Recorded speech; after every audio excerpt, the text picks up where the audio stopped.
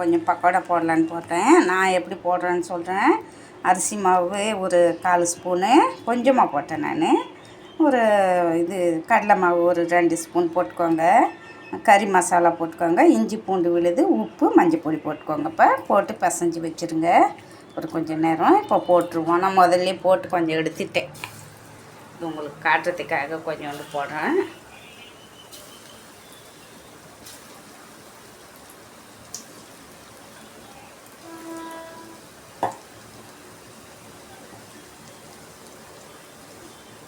அரிசி மாவெல்லாம் நம்ம வீட்டில் அரைச்சி வச்சுருந்தோம்பா. கடலை மாவு காரத்துக்கு கறித்தூள் போட்டுக்கிறோம். உப்பு, மஞ்சள் பொடி, இஞ்சி பூண்டு விழுது. இப்போ நல்லா வெந்துருச்சு, பொரிஞ்சு வந்துருச்சு. எடுத்துடலாம். எதுவுமே நம்ம கடை மசாலா போடுறது இல்லைப்பா, எல்லாம் வீட்டில் இதை தான்.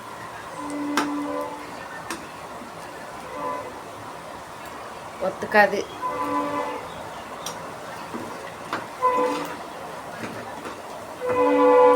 கடலை மாவு ஒரு 2 ஸ்பூனுன்னா ஒரு 1/4 ஸ்பூன் நீங்கள் அரிசி மாவு போட்டுக்கோங்க.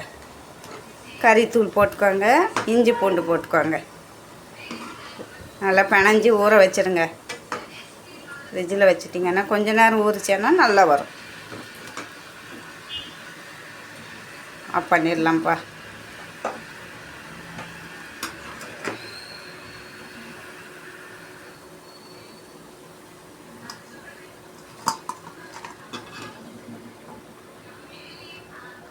நான் போடுற மாதிரி காலிஃப்ளவர் பக்கோடா போட்டுட்டேன்ப்பா.